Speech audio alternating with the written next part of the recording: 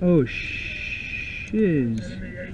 Hey everyone, BB Hopper here. Thanks for tuning in. Today I'm going to show you why your nozzle is exploding and how to fix it.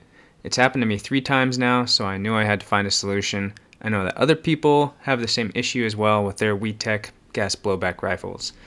I recommend contacting the supplier or manufacturer to get a replacement if this happens, but in the meantime I have a fix and also a prevention if it hasn't happened yet.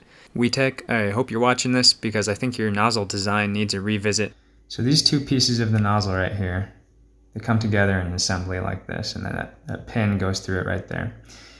And then in failure, what happens is they get pushed apart and it tears the guide rail right here. So what's happening is overpressurization of the gas against the design of this nozzle, and it's just weak plastic in the wrong spots. These 2 pieces are being held together only by this little pin that goes through right here.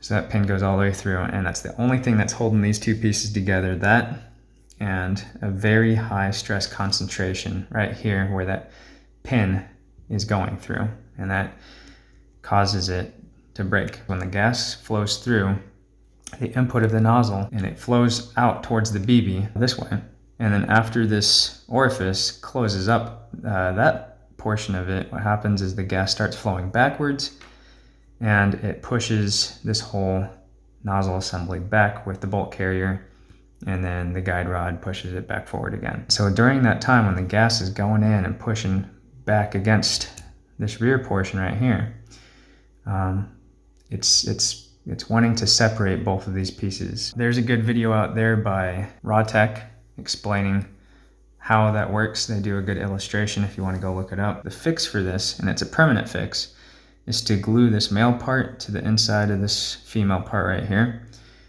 And that way we have a lot more surface area for these 2 to hang on to each other, and they won't want to come apart again. So what we're going to do is we're going to super glue these things together. Before you do this, do a couple dry fits. Make sure you know how to fit everything together, because once we glue it, it's not coming back apart again. So put that pin through, make sure it slides in nicely. I would recommend probably getting a slower drying glue just to give you some forgiveness if you mess up. But what we're going to do is we're going to start with some alcohol and just wipe it clean.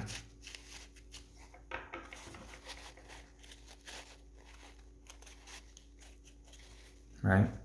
So I got a 2-piece glue here. So this is the first step. So what you do is apply this and wait 60 seconds.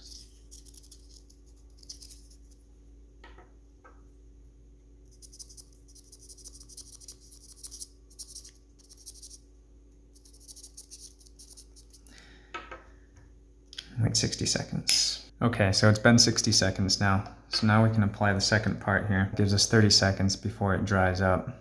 So we're gonna have to be fairly quick about this. Also, do not forget the NPAS inside, because once you glue it, it's closed. All you need is a little bit of this. A quick side note, if you want to learn how to do a DIY NPAS, watch Joseph Muha's video. I'll link in the description below.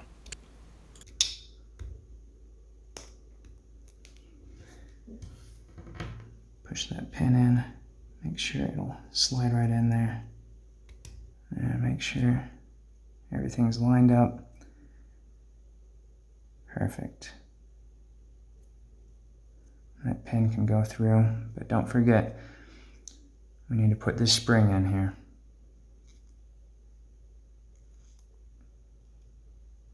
There we go. Push that pin all the way through. There we go.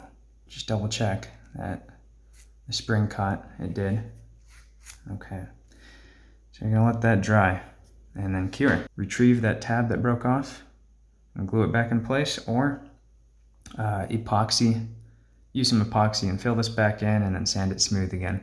And I'd recommend sanding all of these edges smooth after we're finished with this, and you'll have so nothing catches on any rails or anything. And there you go. Okay, so I let the glue dry and here it is.